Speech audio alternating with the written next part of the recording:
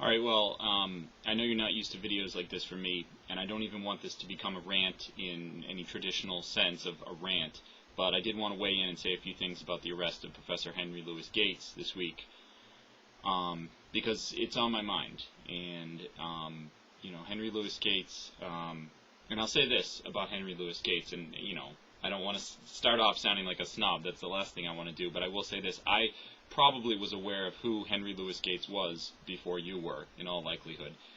He's one of the most important figures in the field of American literature, and just about anyone who studies either African American literature specifically or American literature more generally was familiar with the name Henry Louis Gates before learning about him specifically as a Harvard professor just a few days ago. And, of course, what I want to comment on more specifically is the circumstances of his arrest and all the controversy and all the shit that's been going down in connection to that arrest. Basically, and I say that because, in a sense to establish that I have some sort of specific connection to Professor Gates and to who he was, because I've read his work with great interest, and I'm someone who's interested in at least becoming, a part of that field of studying American literature. But, I have to say this, and this may shock a few people, but I think that Gates himself is not necessarily the most important victim for us to remember as we get further and further away from the date of this arrest. Now, when I say that not to imply that he was not victimized. He may very well have been victimized by the way the cops treated him, by the fact of his being arrested at all. He may have been a victim in several ways, and in several important ways.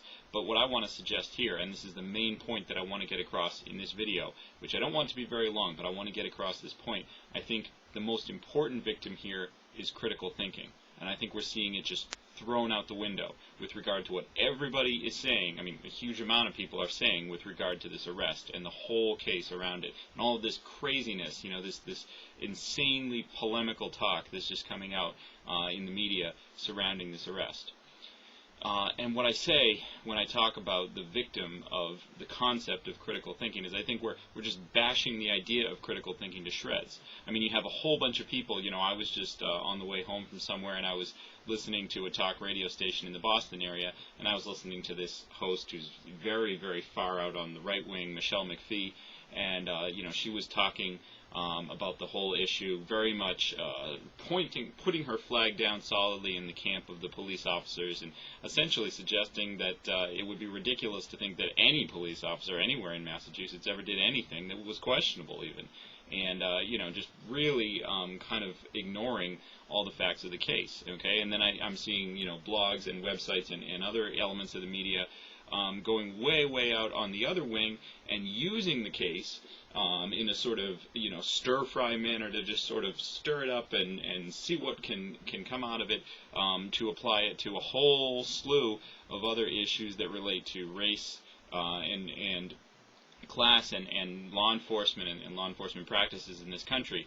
And in a sense, those discussions are good and they have their place, but I think what's happening with all of this bubbling forth of discourse is I think people are forgetting the actual arrest, and I think people are also sort of willfully ignoring the facts of it. Now, let me get something straight. There was no video footage of this arrest, okay? And that sort of limits what we as average citizens know. The people who know best what happened are, of course, Gates himself and the other people who were there, the arresting officers, and anybody else who was an eyewitness. But what we can do if we want to be critical thinkers, and I think we should become critical thinkers, is we can look at the facts that we have, the facts that have been widely reported, okay? The crime that he was charged with. The fact that charges are now being dropped. Okay, the crime was disorderly conduct. We can look at the way that law is written. We can look at the way that law has traditionally been enforced. We can consider whether that law has any place being enforced in certain contexts in our society. We can also look at, other factors here. The time of day, the fact of what he was actually doing when he was arrested and what he...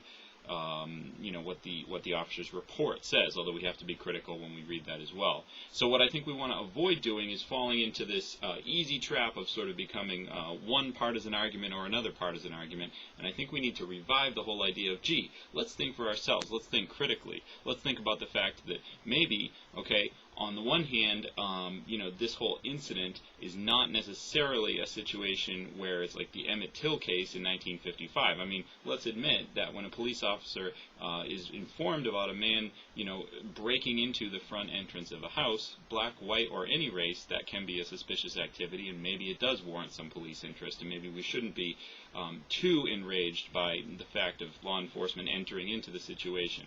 Okay, so, maybe it's important for us not to stray from the facts if we're over on the left. And maybe those of us who might be inclined to be over on the right when we're thinking about the situation, or maybe people who might be inclined to say that, the law and order is working exactly as it should, and we should be completely respectful and completely unquestioning toward any police officer, maybe it's important for those people to start to think critically and say, maybe this police officer's reputation is pretty stellar, but hey, he's only human, and maybe he had a bad day, did a bad thing. Maybe he did something racist without necessarily worrying about, whether his family is racist or he's racist or he taught a racism or a racial sensitivity class or whatever. Maybe if we're over on the right, and if you're listening to this and you're over on the right, you can start to think more critically about the facts of this. I think, if we're going to generate discourse, and by the way, that's fine, I'm all for it, I'm all for people leaving comments to this video, then I think that's, by and large a good thing. But I think that if we're just generating discourse that has no critical thought in it, and we're just sort of using this one incident as a chance to sort of bubble over with rage for one partisan point of view or another, then we're not really doing a lot of thinking. We're just doing a lot of yelling and screaming and talking. And I think at the end of the day, that's not going to lead to any more racial unity. In fact, I think, if anything, that discourse is going to separate us, okay, is going to make us only angrier at each other, is only going to lead to disunity. And that's all I've got to say.